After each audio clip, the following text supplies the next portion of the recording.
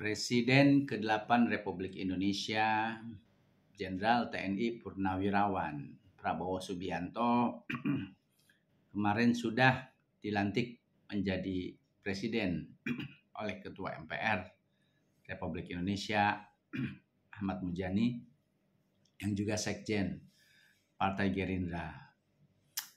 Kemudian Presiden ke-8 Pak Prabowo juga sudah melantik 48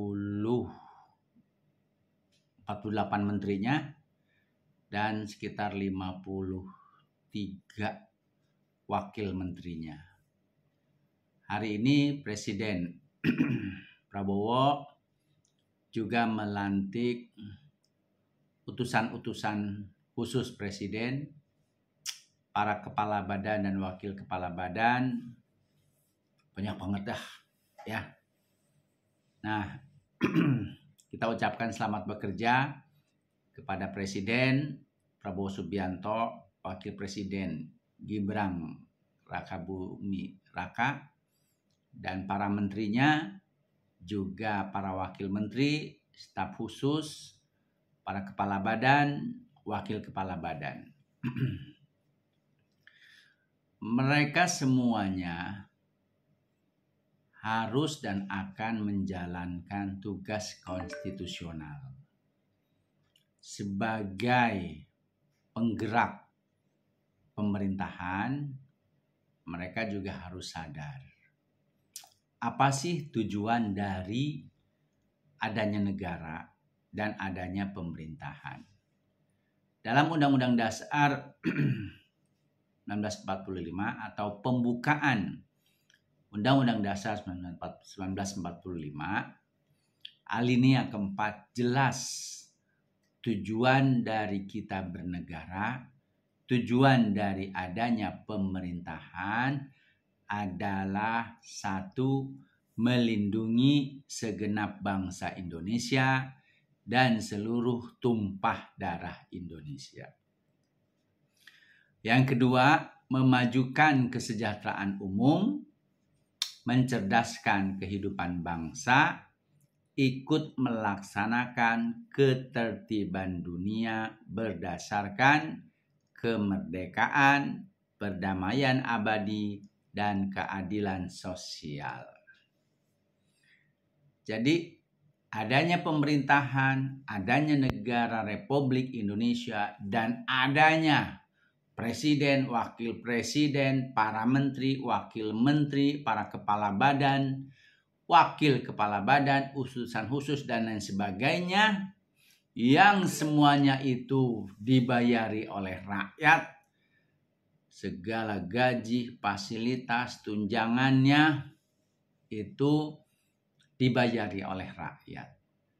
Nah, mereka harus sadar, mereka ada di situ dilantik dengan segala macam fasilitasnya, itu tujuannya adalah 4. 1. Melindungi segenap bangsa Indonesia dan seluruh tumpah darah Indonesia. Ya, jadi yang namanya melindungi, jangan sampai ada rakyat Indonesia jiwa nyawanya terkorbankan sia-sia.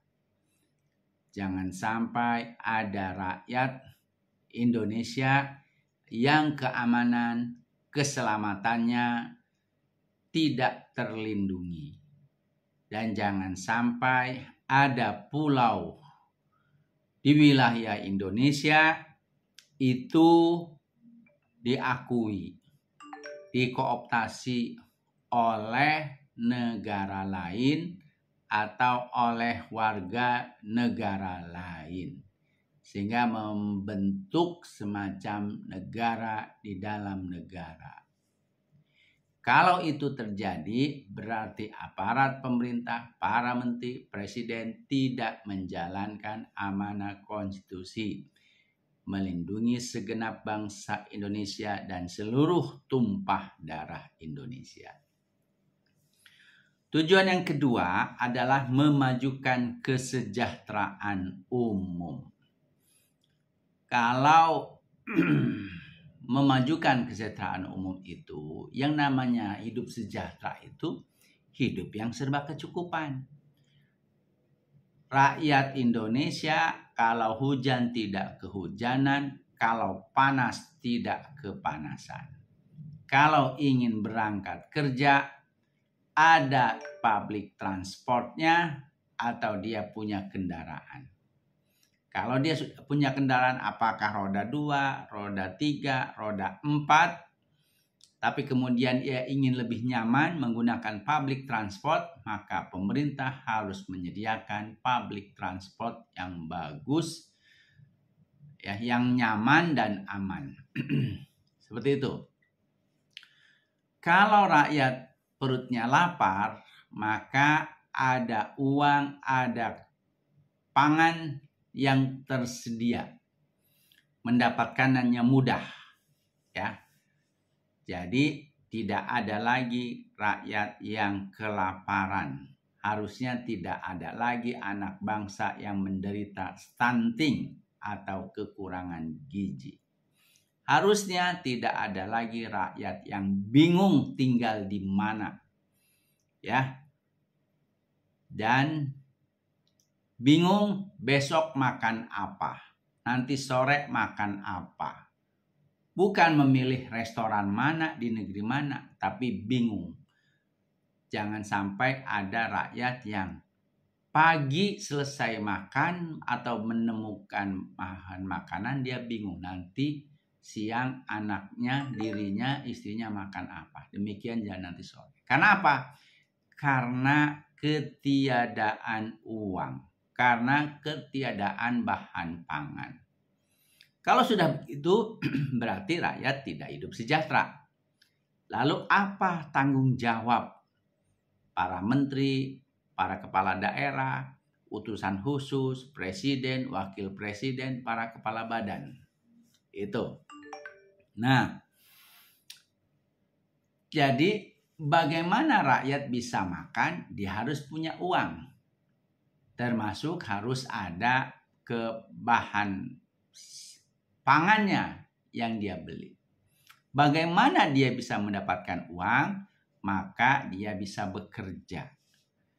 Nah, menjadi tugas pemerintah untuk menyiapkan lapangan pekerjaan yang memadai dengan gaji yang mencukupi. Untuk bisa bekerja di perusahaan, di pabrik, dibutuhkan skill, keahlian. Maka menjadi tugas dan kewajiban pemerintah untuk, tujuan ketiga, mencerdaskan kehidupan bangsa. Ya kan? Menjadi tugas dan kewajiban pemerintah menyediakan berbagai macam fasilitas, sarana, dan prasarana pendidikan. Mulai dari taman kanak-kanak sampai perguruan tinggi. Kenapa? Amanat konstitusi bahwa tujuan kita bernegara, tujuan kita merdeka, tujuan kita punya pemerintahan, termasuk di dalamnya ada presiden, wakil presiden, menteri, wakil menteri, para kepala badan, utusan khusus, para kepala daerah, kepala dinas, dirjen, dan sebagainya adalah untuk menjalankan 4 atau untuk memenuhi 4 tujuan kita bernegara dan punya pemerintahan. Apa? 1. Melindungi segenap bangsa Indonesia dan seluruh tumpah darah Indonesia. 2. Memajukan kesejahteraan umum. 3. Mencerdaskan kehidupan bangsa. 4. Ikut melaksanakan ketertiban dunia berdasarkan kemerdekaan, perdamaian abadi, dan keadilan sosial. Seperti itu. Ya. Jadi untuk menjalankan amanat yang ketiga, mencerdaskan kehidupan bangsa. Supaya apa? Supaya rakyat Indonesia tidak bodoh. Supaya rakyat Indonesia punya skill. supaya rakyat Indonesia punya keahlian. Sehingga untuk bisa dia hidup sejahtera, dia bisa bekerja di dalam negeri atau di luar negeri. Tuh. Karena itu menjadi tugas negara, tugas aparat pemerintah untuk menyediakan sarana dan prasarana di bidang pendidikan. Mulai dari taman kanak-kanak sampai dengan perguruan tinggi. Ya, termasuk di dalamnya sekolah vokasi atau politeknik. Sehingga apa? Rakyat Indonesia yang menempuh jalur pendidikan mulai dari TK sampai lulus politeknik atau vokasi atau perguruan tinggi, di samping dia punya banyak pengetahuan, bisa berpikir sistematis, bekerja sistematis, bicara sistematis, menulis sistematis, dia punya keahlian, dia punya skill, sehingga dia bisa bekerja baik di perusahaan di dalam negeri maupun perusahaan di luar negeri. Sehingga kita ini tidak hanya mengekspor tenaga kerja di bidang asisten rumah tangga saja. Tapi kita bisa seperti negara-negara India, bisa seperti negara-negara Singapura, bisa seperti negara Filipina, yang diekspor itu adalah tenaga kerja terampil, terdidik, dan profesional. Seperti ahli mesin, ahli IT, ahli perkapalan, ahli pertanian, yang posisinya terhormat, gajinya pun mahal. Seperti itu. Nah, dengan demikian, maka saya berharap pemerintahan Prabowo Subianto dengan jumlah anggota kabinet yang memecahkan rekor. Kalau zaman Pak Karno itu ada kabinet 100 menteri tapi tidak bertahan lama, ini lebih dari 103 menteri. Maka itu 4 tujuan kita bernegara, 4 tujuan adanya pemerintahan, melindungi segenap bangsa Indonesia dan seluruh tempat dari Indonesia, memajukan kesejahteraan umum, 3 mencerdaskan kehidupan bangsa, kemudian 4 ikut melaksanakan ketertiban dunia berdasarkan kemerdekaan, perdamaian abadi, dan keadilan sosial bisa terrealisasikan. Nah, kita sekarang fokus kepada 2 tujuan bernegara, memajukan kesejahteraan umum dan mencerdaskan kehidupan bangsa. Kalau tujuan memajukan kesejahteraan umum, maka tugas pemerintah 1, menyediakan lapangan pekerjaan untuk menyerap tenaga kerja Indonesia yang kualitasnya tidak kalah dari bangsa-bangsa lain. Ya, itu.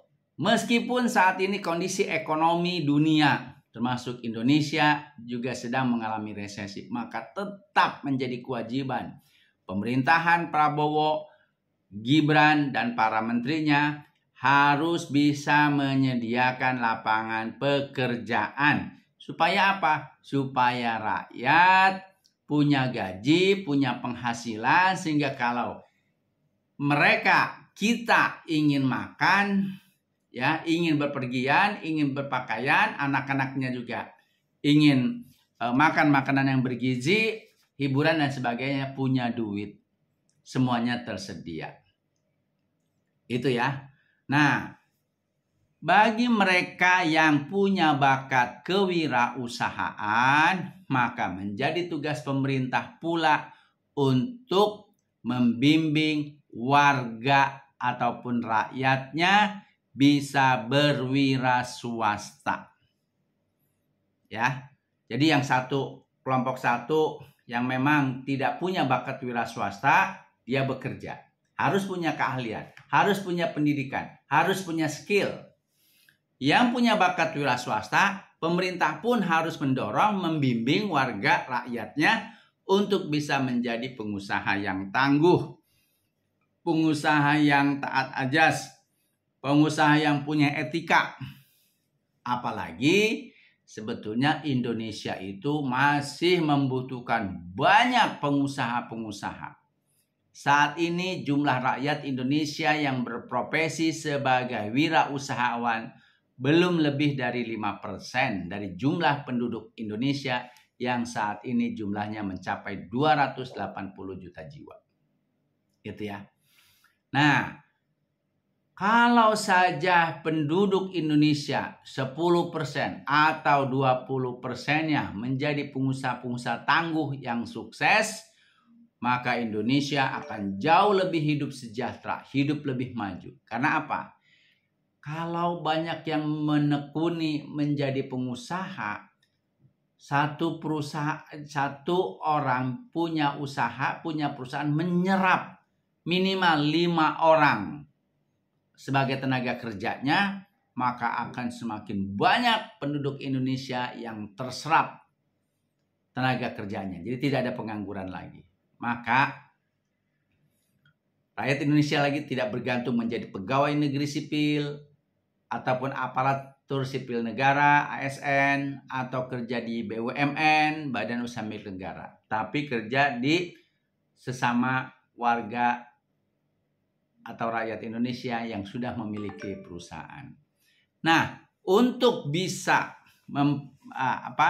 rakyat Indonesia itu yang punya bakat di bidang kewirausahaan, maka pemerintah harus juga menyediakan, membangun sarana dan prasarana kewirausahaan. Apalagi menjadi pengusaha itu manfaatnya lebih banyak dibandingkan menjadi hanya tenaga kerja. Kalau rakyat Indonesia bekerja pada orang, paling dia hanya bisa menghidupi dirinya, istri, anak, ya, orang tua ataupun asisten rumah tangga. Tapi kalau rakyat Indonesia itu berprofesi sebagai pengusaha, maka dia tidak lagi memikirkan dirinya, tapi karyawan saya nanti bagaimana, makan apa, bagaimana hidupnya sejahtera. Inilah mindset antara pekerja dengan pengusaha itu. Pengusaha itu memikirkan nasib karyawan, kalau pekerja memikirkan bagaimana istri, anak-anak, dan orang tuanya. Karena itu, bagi rakyat yang ingin menjadi profesional, pemerintah harus menyiapkan lapangan pekerjaan, apapun itu caranya. Dan bagi rakyat Indonesia yang lebih memilih wira swasta, pemerintah pun harus membimbing, menyediakan sarana dan prasarana supaya rakyat Indonesia yang lebih berjiwa pengusaha, wirausaha, itu punya jalur dan bisa menekuni bakat hobi di bidang kewirausahaan. Meskipun untuk menjadi pengusaha itu juga tidak gampang, harus jatuh bangun. Jadi kalau kawan-kawan melihat ada seorang pengusaha atau beberapa pengusaha sudah sukses dengan omset triliunan rupiah, jangan lihat suksesnya, tapi lihat perjuangannya. Awal-awal berjuang itu jatuh bangun, begadang, ditipu orang, dan sebagainya, ya, dengan segala macam suka dukanya. Untuk bisa menjadi pekerja yang profesional, dihargai tinggi oleh perusahaan, untuk bisa menjadi pengusaha yang sukses, itu ada ilmunya. Salah satu ilmunya itu adalah lewat sekolah, lewat lembaga kursus, lewat lembaga pendidikan. Nah, ini sekali lagi ini menjadi tugas pemerintah. Pemerintah itu siapa? Presiden, wakil presiden, para menteri, para kepala daerah, para kepala lembaga, wakil kepala lembaga, dan sebagainya. Menjadi tugas mereka untuk mencerdaskan kehidupan bangsa. Oleh sebab itu, harusnya dari sejak zaman Presiden Soeharto sampai sekarang, pemerintah menyediakan lembaga pendidikan yang berkualitas dan gratis. Pada zaman Pak Karno dan Pak Harto, alhamdulillah, meskipun bayar, tetapi bayarannya murah. Makanya termasuk saya dulu berjuang keras supaya bisa sekolah di SMP negeri, SMA negeri, dan perguruan tinggi negeri, khususnya Universitas Indonesia. Karena dulu bayarannya murah. Saya kuliah di UI aja tahun 1990-an itu bayar SPP per semester 190.000. Bayangkan dengan sekarang. Di kuliah di UI, anak saya kemarin bayarnya 7.500.000 per semester. Kan? Seperti itu. Nah, tentu menjadi pertanyaan. Negara kita ini adalah negara yang kaya raya. Ya. Selain tanahnya subur, gunungnya juga indah, ya, kita dipenuhi dengan sumber daya alam yang luar biasa. Ada batu bara, ada minyak, ada gas, ada emas, ada nikel, ada timah, ya. Harusnya Indonesia itu kaya, rakyatnya pun kaya raya. Bayangkan, kita bayangkan. Brunei cuma dianugerahi minyak. Uni Emirat Arab cuma minyak. Qatar minyak dan gas. Dan negara-negara lainnya. Tapi rakyatnya sejahtera. Ya, termasuk Rusia ya. Rusia ya dia punya minyak, punya gas gitu kan. Tapi rakyatnya sejahtera. Indonesia punya banyak sumber daya alam, tapi rakyatnya masih banyak yang miskin. Ya, pendidikannya pun beberapa minggu lalu saya dapat data dari OECD. Itu 60% penduduk Indonesia pendidikannya hanya lulus SMP. 30% lulus SMA. Baru sisanya sarjana, apalagi yang doktor masih sangat sedikit. Kok bisa? Itu. Nah, ini menjadi PR buat Pak Prabowo dan para menteri ya untuk bisa menyediakan pendidikan, sarana dan prasarana pendidikan yang berkualitas dan gratis, ya. Kenapa? Orang kita kaya kok, gitu kan? Kita kaya raya. Kenapa biaya pendidikan kita yang kaya raya ini lebih mahal daripada Malaysia? Lebih mahal daripada Turki. Bahkan Jerman sendiri sekolah kuliah gratis. Nah, kita sekolah mahal. Katakanlah sekarang pemerintah sedang memikirkan supaya SD sampai SMA gratis. Kuliahnya masih mahal. Kuliah di Universitas Indonesia yang perguruan tinggi negeri, di IPB, di di ITB, di perguruan tinggi lainnya, itu masih mahal. Ya. Kok bisa perguruan tinggi di Indonesia bayarnya lebih mahal? Bandingkan dengan Turki, bandingkan dengan Jerman. Kuliah di Jerman itu gratis. Kuliah di Turki pun biayanya murah. Nah, ini bagaimana kita mau mencerdaskan kehidupan bangsa. Kalau sekolahnya mahal, kuliah juga mahal. Nah, karena itu menjadi tugas pemerintah, Presiden Prabowo dan Gibran, serta para menterinya, bagaimana tujuan dari bernegara ini bisa terrealisasi. Melindungi segenap bangsa Indonesia dan seluruh tumpah darah Indonesia, memajukan kesejahteraan umum, mencerdaskan kehidupan bangsa, lalu ikut melaksanakan ketertiban dunia berdasarkan kemerdekaan, perdamaian abadi, dan keadilan sosial. Untuk yang keempat, sudah menjadi kewajiban kita untuk mendukung dan membela negara Palestina yang saat ini masih dijajah oleh negara Israel. Nah, kalau Indonesia membela perjuangan dan ikut berjuang sehingga Palestina benar-benar menjadi negara yang merdeka, maka itu menjadi tugas yang diamanatkan oleh konstitusi, khususnya alinea keempat pembukaan Undang-Undang Dasar 1945. Oke, itu mukadimah. Sekarang memajukan kesejahteraan umum. Ya, tujuan bernegara yang kedua.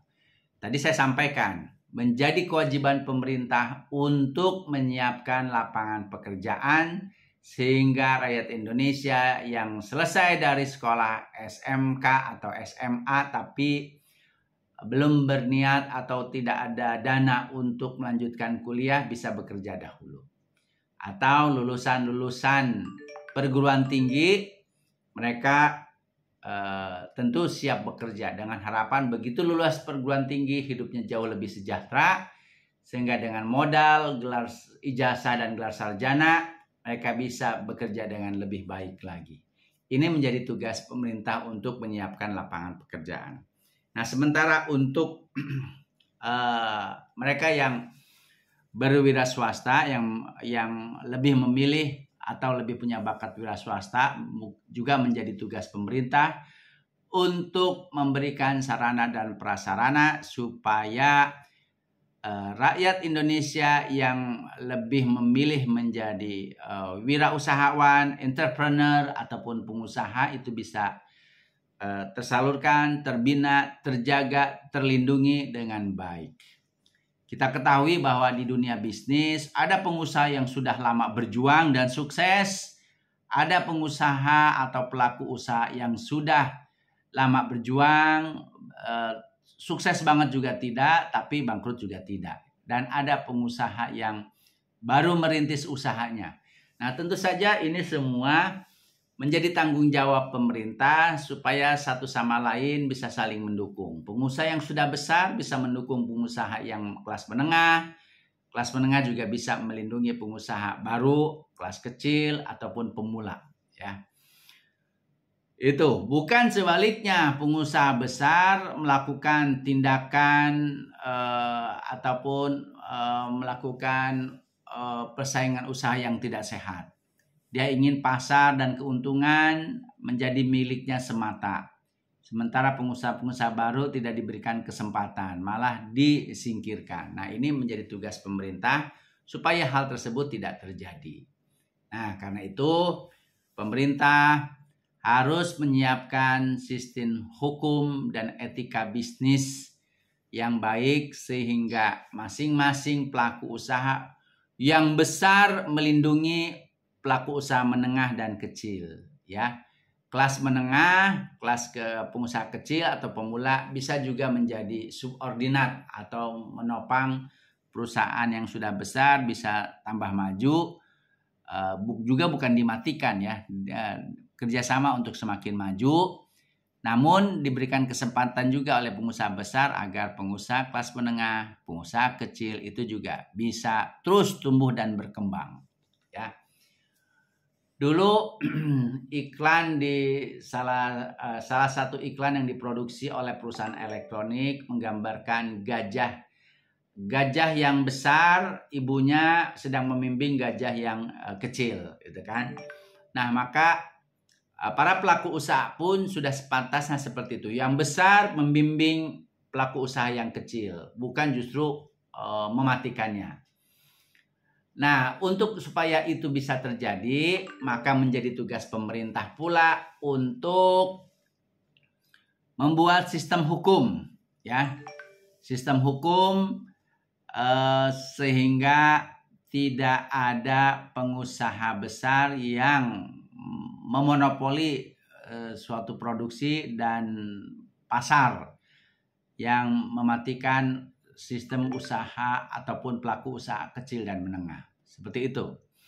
Nah, jadi pemerintah perlu membuat sistem hukum atau perlu menyediakan hukum sebagai turunan dari Undang-Undang Dasar 1945 yang telah direvisi, diamandemen sampai 4 kali, seperti itu. Nah, kenapa pemerintah perlu membentuk atau membuat sistem hukum, khususnya hukum bisnis, sekaligus juga mampu menyediakan atau menciptakan etika bisnisnya? Karena pada dasarnya manusia itu bersifat rakus. Karena pada dasarnya manusia itu senang bantah-membantah. Karena pada dasar manusia itu ingin terus memupuk harta kekayaan, ya. Pokoknya yang paling kaya, yang paling makmur, yang paling sejahtera dirinya. Itulah sebabnya Tuhan yang Maha Kuasa, Allah Subhanahu wa taala tahu betul makhluk ciptaannya. Karena itu selain menciptakan manusia beserta alam lingkungannya, Allah pun menurunkan hukum, ya, aturan-aturan yang harus dipatuhi oleh manusia. Supaya apa? Supaya manusia itu terbimbing, tidak tersesat, dan tidak melakukan perbuatan-perbuatan yang merugikan orang lain. Itu. Nah, dari situ Allah menurunkan hukum supaya manusia itu saling menghormati, manusia itu saling menjaga, manusia itu saling melindungi. Sesuai dengan fungsi dari manusia adalah sebagai khalifatullah, wakil Allah di muka bumi ini dalam rangka menjaga kelestarian bumi, lingkungan, sekaligus juga dalam rangka melindungi sesama umat manusia. Kalau Allah tidak turunkan hukum, ya manusia pada dasarnya ingin menang sendiri, ingin puas sendiri, dan lain sebagainya. Karena itu Allah turunkan hukum.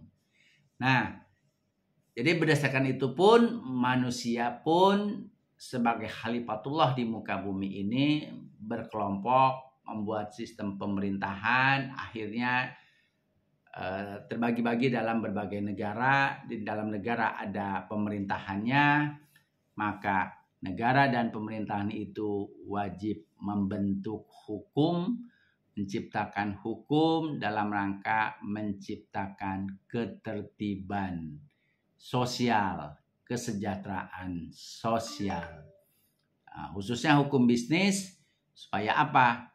Supaya satu sama lain itu saling melindungi, saling mengayomi, saling mendukung, bukan saling memakan, ya, bukan saling menghancurkan. Itulah hakikat dari adanya hukum. Karena hukum itu fungsinya adalah satu, melindungi hak kita supaya tidak dimakan oleh orang lain. Ya. Nanti kita bicara tentang fungsi hukum itu sendiri. Seperti itu. Karena kita sudah mulai bicara tentang hukum, maka ayo kita supaya lebih tahu apa sih hukum, gitu kan? Tadi kita bicara landasan konstitusional, bahwa keberadaan pemerintah, keberadaan negara itu adalah dalam rangka mewujudkan 4 tujuan kita bernegara sesuai dengan amanat konstitusi, khususnya yang tercantum dalam alinea keempat pembukaan Undang-Undang Dasar 1945. Seperti itu ya. Di mana dua hal yang akan kita bahas itu adalah memajukan kesejahteraan umum dan mencerdaskan kehidupan bangsa. Ya. Sekarang kita bicara soal hukum, atau kita bicara hukum bisnis, ya. Kalau kita bicara hukum bisnis adalah seperangkat aturan formal yang mengatur perilaku ekonomi, memastikan kepastian hukum dalam transaksi antar individu, perusahaan, pemerintah, serta masyarakat. Hukum ini mencakup berbagai aspek seperti kontrak, pajak, hak kekayaan intelektual, dan hukum perlindungan konsumen. Hukum bisnis bertujuan untuk menciptakan kerangka kerja yang jelas sehingga bisnis dapat berjalan dengan adil dan transparan. Di Indonesia, penerapan hukum bisnis diawasi melalui berbagai undang-undang dan berbagai peraturan pemerintah atau regulasi yang dirancang untuk menjaga kepentingan semua pihak yang terlibat dalam kegiatan ekonomi. Kalau kita bicara soal hukum bisnis, maka itu adalah turunan dari pengertian hukum itu sendiri, ya. Nah, adapun pengertian dari hukum adalah sebagai berikut, ya. Adapun pengertian hukum Hukum merupakan suatu sistem yang mengatur tingkah laku manusia dalam kehidupan bermasyarakat. Di Indonesia, hukum memiliki peran yang sangat penting dalam menjaga ketertiban, keadilan, dan kesejahteraan masyarakat. Sebagai instrumen pengatur, hukum memastikan bahwa setiap individu dapat hidup berdampingan secara harmonis dengan menghormati hak dan kewajiban satu sama lain.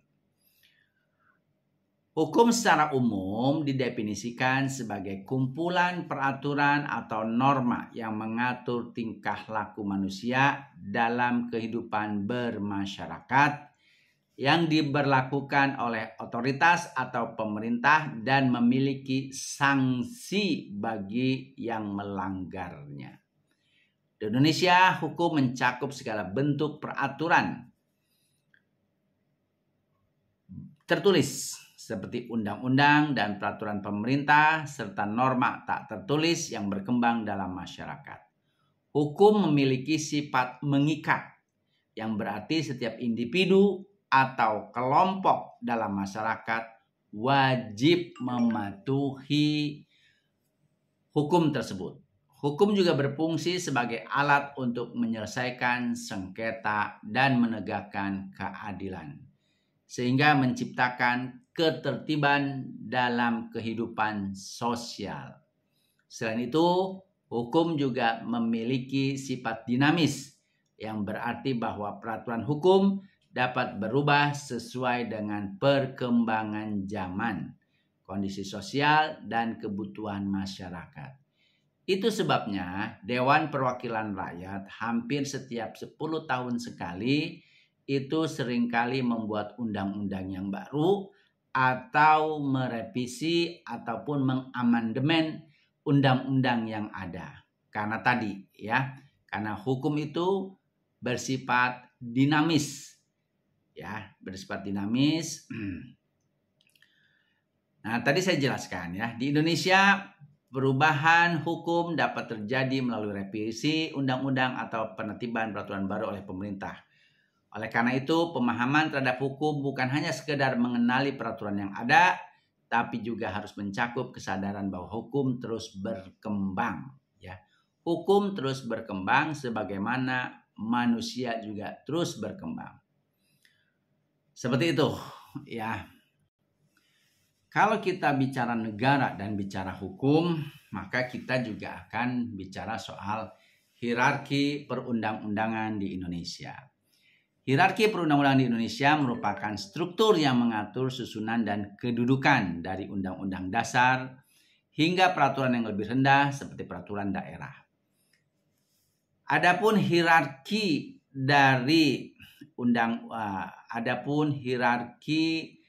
peraturan perundang-undangan itu terdiri dari pertama, Undang-Undang Dasar 1945. Undang-Undang Dasar 1945 yang tidak bisa dirubah adalah pembukaannya. Sementara batang tubuhnya bisa diamandemen kalau seluruh rakyat Indonesia atau 2/3 rakyat Indonesia yang terwakili oleh anggota DPR, anggota MPR itu setuju untuk melakukan amandemen ataupun revisi. Ya. Yang kedua, habis Undang-Undang Dasar 45 adalah undang-undang, termasuk Undang-Undang Nomor 5 Tahun 1999 tentang persaingan usaha tidak sehat. Ya, Undang-Undang Nomor 8 tentang 1999 tentang perlindungan konsumen dan undang-undang yang lainnya. Ya. Setelah undang-undang ada juga Perpu, peraturan pemerintah pengganti undang-undang. Ya, Perpu ini ya setara lah dengan undang-undang. Bedanya undang-undang sudah dihasilkan, sudah diproduksi, sudah dibuat lebih dahulu oleh DPR, ya, sudah dibahas, sudah diketok palu, atau usulannya bisa dari pemerintah, bisa dari masyarakat, atau bisa dari DPR itu sendiri. Nah, kalau Perpu itu yang membuat pemerintah dalam kondisi yang darurat bahwa harus segera ada landasan konstitusional bagi pemerintah untuk melakukan sesuatu, maka kalau menunggu undang-undang itu kan biasanya pembahasannya lama, paling cepat 1 tahun, biasanya 3 tahun, ya. Karena sementara misalnya kebutuhan mendesak seperti pemerintah Jokowi membuat perpu tentang ormas, ya, meskipun undang ormas sudah ada, atau zaman Pak Ibu Megawati bikin perpu tentang daerah operasi militer di Aceh itu tahun 2004. Mohon maaf 2002, ya. Nah, perpu itu dibuat oleh pemerintah dalam keadaan memaksa, karena kalau membuat nunggu undang-undang waktunya lama. Karena itu pemerintah membuat perpu. Namun paling lama 3 bulan perpu tersebut sudah harus disahkan oleh DPR. Kalau DPR setuju, maka perpu tersebut menjadi undang-undang. Kalau DPR tidak setuju, maka perpu tersebut batal, pemerintah kembali kepada peraturan maupun undang-undang yang lama, gitu kan? Nah, saudara-saudara, prinsip-prinsip yang membentuk hierarki ini untuk memastikan bahwa peraturan yang ada tidak bertentangan satu sama lain dan dapat diterapkan secara adil dan efektif. Nah, dalam hierarki ini kita mengenal prinsip-prinsip yang membentuk hierarki itu sendiri. 1, prinsip dari lex superior derogat legi imperiori.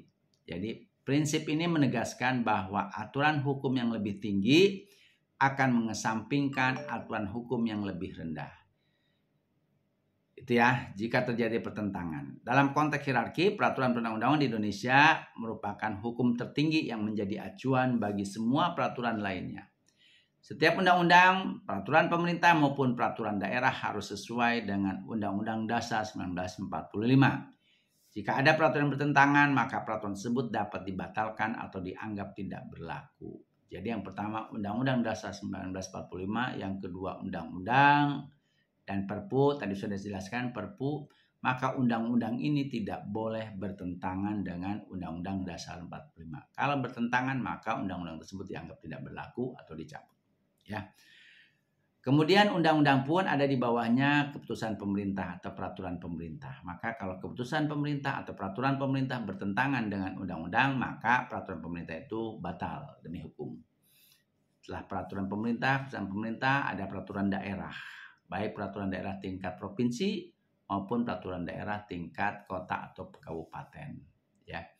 Nah, peraturan daerah tersebut itu juga tidak boleh bertentangan dengan peraturan pemerintah, tidak boleh bertentangan keputusan pemerintah, apalagi bertentangan dengan Undang-Undang Dasar 1945. Kalau bertentangan, maka pemerintah berhak untuk mencabutnya. Karena itu tidak aneh, beberapa waktu yang lalu ada peraturan daerah, kalau nggak salah di kota Tangerang Selatan ya, dan di beberapa daerah lainnya itu dicabut pemerintah, tidak dianggap tidak berlaku karena bertentangan dengan undang-undang yang lebih tinggi atau peraturan yang lebih tinggi, peraturan pemerintah, keputusan pemerintah maupun undang-undang itu sendiri.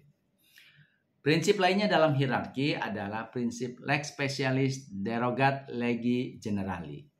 Artinya, prinsip ini mengatur bahwa peraturan yang bersifat khusus akan mengesampingkan peraturan yang bersifat umum apabila keduanya mengatur hal yang sama. Misalnya, jika ada undang-undang khusus yang mengatur sektor tertentu, seperti Undang-Undang Pelindungan Konsumen, maka peraturan umum tentang perdagangan yang mungkin lebih luas cakupannya akan disisihkan.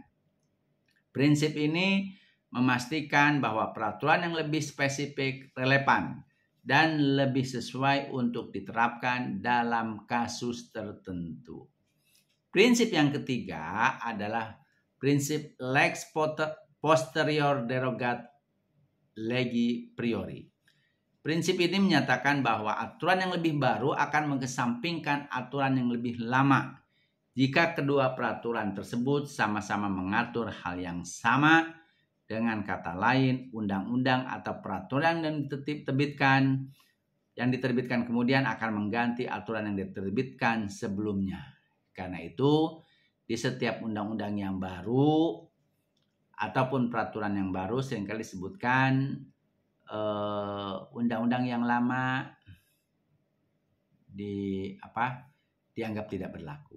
Itu ya. Ini menganut prinsip lex posterior derogat legi priori.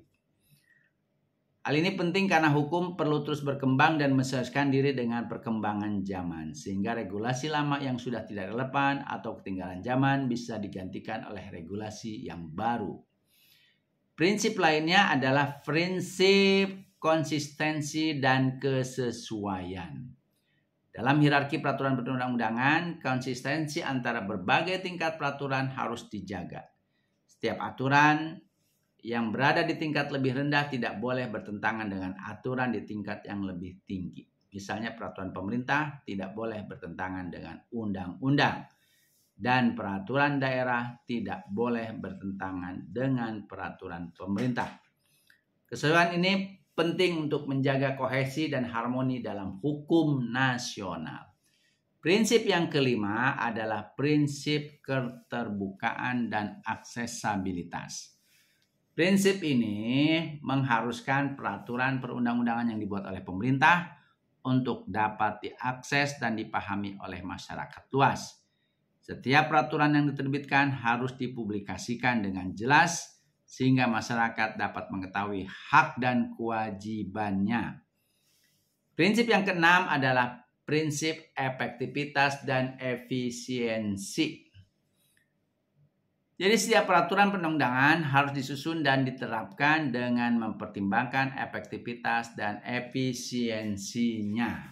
Ini berarti bahwa peraturan tersebut harus mencapai tujuan dengan cara yang paling efektif dan efisien tanpa menimbulkan beban yang berlebihan pada masyarakat. Baik,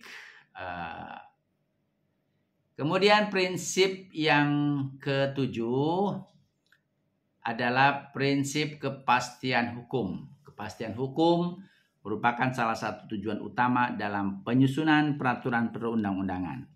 Setiap peraturan yang dibuat harus memberikan jaminan bahwa hukum dapat ditegakkan dengan jelas dan adil. Prinsip ini penting untuk mencegah terjadinya multitafsir atau ketidakpastian dalam penerapan aturan yang bisa merugikan masyarakat. Oleh karena itu setiap peraturan harus dirumuskan dengan bahasa yang jelas, konsisten, dan tidak ambigu. Yang ke-8 adalah PKS, prinsip keadilan sosial. Setiap peraturan perundang-undangan di Indonesia harus mencerminkan prinsip keadilan sosial yang sesuai dengan nilai-nilai Pancasila. Ini berarti bahwa peraturan yang dibuat harus memperhatikan kepentingan semua lapisan masyarakat, terutama kelompok rentan dan kurang mampu. Peraturan tidak boleh diskriminatif atau memberikan keuntungan yang tidak adil kepada kelompok tertentu. Melalui prinsip ini, peraturan perundang-undangan diharapkan dapat menciptakan tatanan masyarakat yang adil, merata, dan sejahtera. Itu prinsip-prinsip yang ada dalam hierarki perundang-undangan kita. Sekarang pertanyaan buat mahasiswa saya, ya, kenapa pemerintah dan negara punya kewajiban untuk menciptakan lapangan pekerjaan yang banyak bagi rakyatnya, ya? Itu pertanyaan pertama. Jadi pertanyaan pertama adalah kenapa pemerintahan, termasuk pemerintahan yang baru nih, pemerintahan Presiden Prabowo yang punya 103 menteri lebih, ya di dalamnya menteri, wakil menteri, Menko, ya, kepala badan, wakil kepala badan, itu punya kewajiban untuk menciptakan lapangan pekerjaan bagi rakyat Indonesia. Gitu ya. Itu ya. Itu pertanyaan yang kedua. Pertanyaan yang pertama. Pertanyaan yang kedua adalah 8 prinsip dalam hierarki perundang-undangan di Indonesia. Ya, itu. Oke, kita lanjutkan pembahasan berikutnya. Ya. Kita lanjutkan pembahasan berikutnya. Kita bahas soal hukum bisnis ya. Hukum bisnis merupakan bagian dari sistem hukum yang mengatur segala aspek terkait dengan kegiatan bisnis dan perdagangan. Di Indonesia, hukum bisnis memiliki peran penting dalam memastikan adanya kepastian hukum dan keadilan dalam transaksi bisnis serta hubungan antar pelaku usaha. Hukum ini mencakup berbagai aturan yang mengikat individu, badan hukum, maupun negara yang terlibat dalam kegiatan ekonomi, mulai dari kontrak, kewajiban, hingga pelindungan hak dari pihak-pihak yang terlibat. Pemahaman yang mendalam tentang hukum bisnis sangat penting bagi setiap pelaku usaha untuk dapat menjalankan bisnisnya sesuai dengan ketentuan yang berlaku serta melindungi diri dari potensi sengketa atau pelanggaran hukum. Menjadi pertanyaan saya buat para mahasiswa saya, kenapa sih kita ini perlu hukum? Apa fungsi hukum dalam masyarakat? Ya. Dan apa peranan hukum? Itu. Jadi ada 2 pertanyaan lagi. Ya, 1, kenapa kita perlu hukum? Apa sih fungsi hukum dan apa peranan hukum dalam masyarakat? Jadi 4 pertanyaan ya. Itu. 4 pertanyaan. Kemudian yang terakhir ya. Apa sih pengertian dari hukum? Itu. Apa sih pengertian dari hukum? Baik, itu pembahasan kita tentang hukum dan etika bisnis Indonesia. Pembahasan tahap pertama ya. Selanjutnya nanti kita diskusi lagi. Mohon maaf kalau ada kesalahan-kesalahan. Ini forum belajar. Kalau mau memberikan masukan, koreksian, dipersilahkan baik lewat kolom chat maupun yang lainnya. Untuk saat ini kita akhiri dulu ya. Sampai berjumpa kembali.